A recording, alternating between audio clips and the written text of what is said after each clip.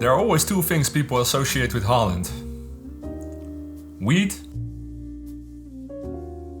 and prostitution.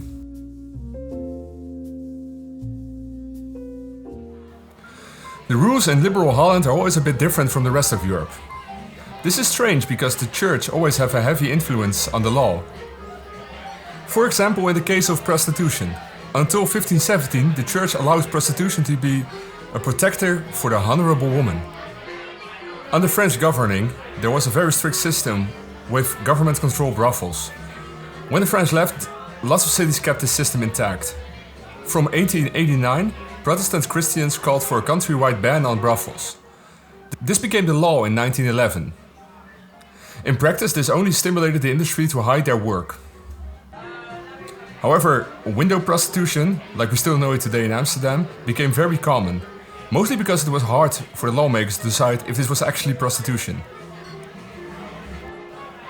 Also, hidden massage houses became very popular.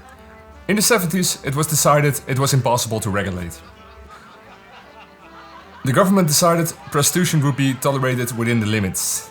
In 1981, an initiative started to remove the brothel ban from the law. This formalized in the year 2000. However, in most cities, they tried to get it out of public sight. But yes, in Holland and Kralingenburgh, today prostitution is still legal.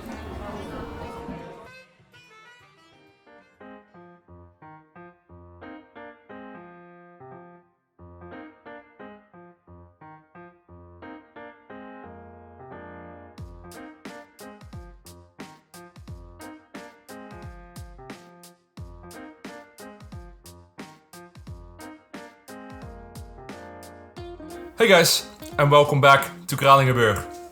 As always, it has been a while. I can use the same excuse all over, but work was busy, of course.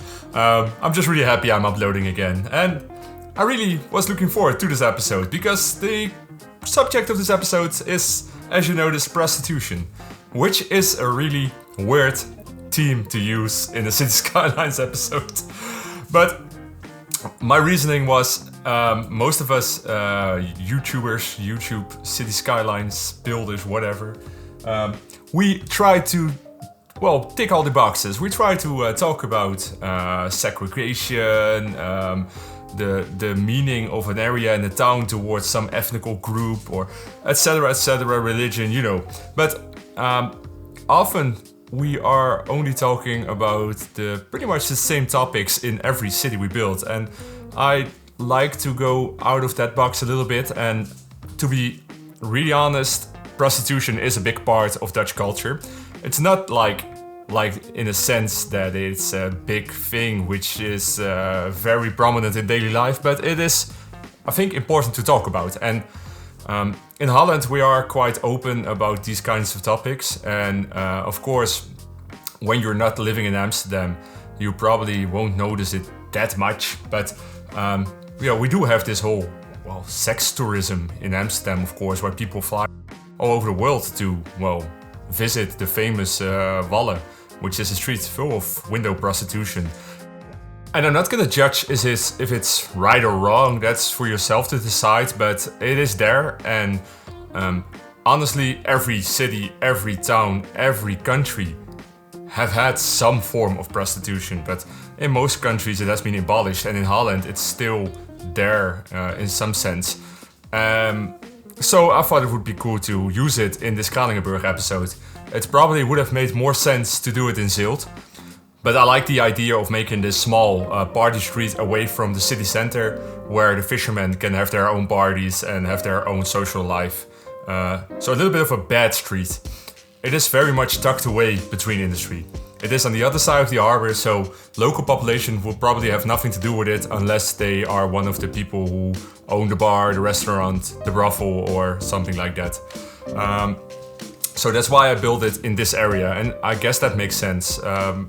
The original placing of the Wallen isn't a coincidence. It was a busy harbor. I mean, the canals in Amsterdam used to be functional canals, of course. Same as the Dutch former red light district, it was also in the middle of the harbor. Because sailors are probably a big part of the people who go to brothels. I mean, they are far away from home. And in the case of Kralingenburgh, they are, let's say, away from home for like half a year probably. So yeah, the man had needs, and in those days things were different, of course.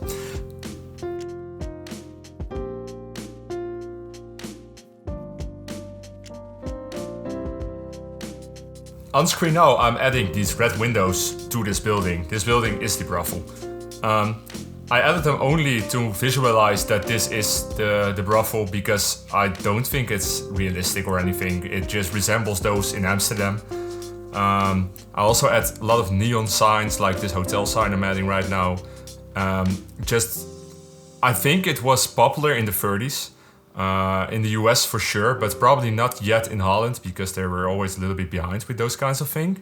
So that's why I added it to this map, because Kralingenburgh is a mixture of cultures, and I thought it would make sense to add it here.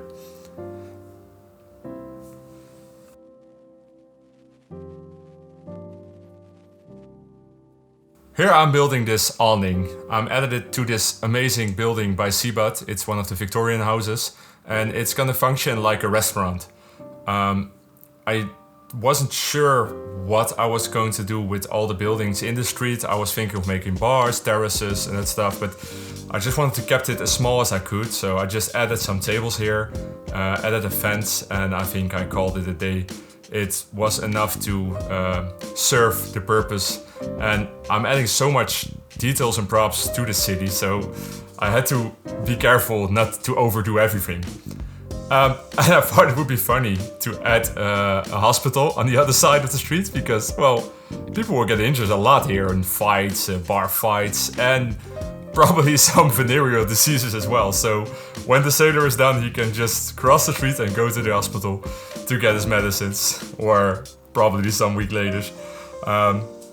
Here I'm adding this fence, which I thought it would be cool, because imagine some real fighting or whatever goes down. The police can just close off the fence and find out where the fight is and keep everyone contained. But I also thought it would made sense that they would close the street off in the seasons when the sailors are not there, just to because the street won't be used in those times of years. That's just a guess. So now I'm going nuts with decals. I'm adding these cobblestones first to make it look like it's a road, and I stopped traffic, although it's not really working because a car just drove by. And then I'm adding these dirt decals. They are really small, and I think they are just part of a road texture by Ronyx, but they work perfectly. They make the street look really bad really easily and really dirty, and you do not want to go to this street. It's a mess. And then I'm just adding some general details, and I think that's it. I think that's the street. The women in bikinis, I only added in the video. I didn't edit in the original build, so you won't see those. Something else I wanted to talk about, guys. I recently hit the 1,000 sub mark on YouTube. Well, recently it has been a couple weeks ago, but you know. I really wanted to thank you all. It is insane if you ask me. I have been uploading for just over a year now, and I'm just having lots of fun. And suddenly I got this email, 1,000 subscribers, which is awesome. I'm really proud of it. I wasn't really caring about the amount of people subscribing, but it's always fun to see people acknowledging your work. And I would never imagine so much people would be interested in this. So thank you all so much. For now, I'm just gonna wrap up this episode. The last small details are being added. Just enjoy the cinematics, which are starting right now. And I hope to see you guys next time. Again, thank you all so much. If you are new, like, subscribe, you know the drill. And I hope to see you guys in the next episode. This was GHz. Bye.